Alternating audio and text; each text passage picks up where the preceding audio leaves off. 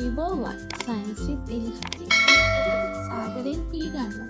අද අපි ඉතාමත් වැදගත් ප්‍රශ්නයක් විමසනවා. ආලෝකය නැතිව ශාකයට ආහාර හදන්න පුළුවන්ද? ශාක ප්‍රභා සංශ්ලේෂණය මගින් තමන්ට අවශ්‍ය ආහාර ඉපදවා ගන්නා බව අපි හැමෝම දන්නවා. නමුත් ආලෝකය නැතිව මෙම ක්‍රියාවලිය සිදුවිය හැකිද?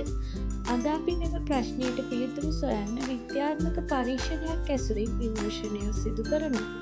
අපි දන්නවා ප්‍රභා සංශ්ලේෂණයේදී නිපදවෙන අතිරික්ත ආහාර ශාක පත්‍රවල පිෂ්ඨය ලෙස ගබඩා කරනවා. අපි අද පරීක්ෂා කරන්නේ පිෂ්ඨයේ තිබේ දැයි බලා ආලෝකය අවශ්‍ය බව සනාථ කිරීම. මෙම පරීක්ෂණය සඳහා අපි මුලින්ම ශාකයක් පැය 48ක් අඳුරේ තබනවා. මේ හඳුන්වන්නේ පිෂ්ඨය ඉවත් කිරීම ලෙසයි. එවිට පරීක්ෂණය ආරම්භයේදී පත්‍රවල පිෂ්ඨය නොමැති බව අපට සහතික විය හැකියි. ඉන්පසු අපි පත්‍රයක් තෝරාගෙන එහි මැද කළු පොලිතින් කැබැල්ලකින් හොඳින් ආවරණය කරනවා. මෙම ශාකය පැය 3-7 අතර කාලයක් හිරු එළිය හොඳින් ලැබෙන ස්ථානයක තබමු.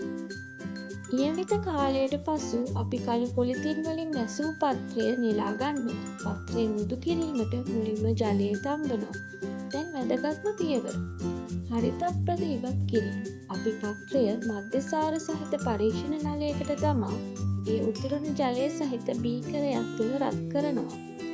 හරිත අප්‍රද මධ්‍යසාරයට දියවන විට පත්‍රය සුදු පැහැයට හැරෙනවා. මෙහිදී ඔබ ප්‍රවේශම් විය යුතුයි. මධ්‍යසාර ඉතා ඉක්මනින් ගිනි ගන්නා සුළු නිසා ඒ ඍජුව ගින්නට අල්ලා රත් නොකර ජලතාපකයක් භාවිතා කළ යුතුයි. වර්ණහරණය කළ පත්‍රය ජලයෙන් සෝදා සුදු ටයිල් එකක් මත සමතලාව තබනවා. දැන් පිෂ්ඨය හඳුනා ගැනීමේ ප්‍රතිකාරකය වන අයඩින් ද්‍රාවණය පත්‍රය මතට බිඳු වශයෙන් එක් කරනවා. අපි ඉතා වැදගත් නිරීක්ෂණයක් දකිනවා. කළු පොලිතින් වලින් වැසූ කොටස අයඩින් ද්‍රාවණයෙන් වර්ණ විපර්යාසයක් දක්වන්නේ නැහැ. නමුත් ආලෝකය ලැබුණු අවට කොටස් තද නිල් හෝ දම් පැහැයට හැරී තිබෙනවා. මෙයින් අදහස් වන්නේ ආලෝකය නොලැබුණු කොටසේ පිෂ්ඨය නිපද වී නැති බවයි. නමුත් ආලෝකය ලැබුණු කොටසේ පිෂ්ඨය නිපද වී තිබෙනවා. මෙම පරීක්ෂණයේ නිරීක්ෂණ අනුව අපිට පැහැදිලිව නිගමනය කළ හැකි ප්‍රභා සංශ්ලේෂණය මගින් පිෂ්ඨය නිපදවීම සඳහා සූර්යාලෝකය අත්‍යවශ්‍ය බව. එම නිසා අපේ මුල් ප්‍රශ්නයට පිළිතුර වන්නේ නැත.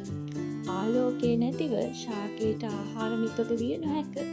කළු පොලිතින් වලින් ආවරණය වූ කොටසට ආලෝකය නොලැබුණ නිසා එහි ප්‍රභා සංශ්ලේෂණය සිදුුනේ නැහැ. එබැවින් පිෂ්ඨය නිපදුවේ නැත. මෙම විද්‍යාත්මක ක්‍රියාකාරකම ඔබට පැහැදිලි වන්නට ඇති කියා සිතනවා. මෙවැනි තවත් වැදගත් විද්‍යාත්මක කරුණු දැන ගැනීමට කරුණාකර සයන්ස් සමග එක්වන්න. ස්තුතියි. නැවත හමු වෙමු.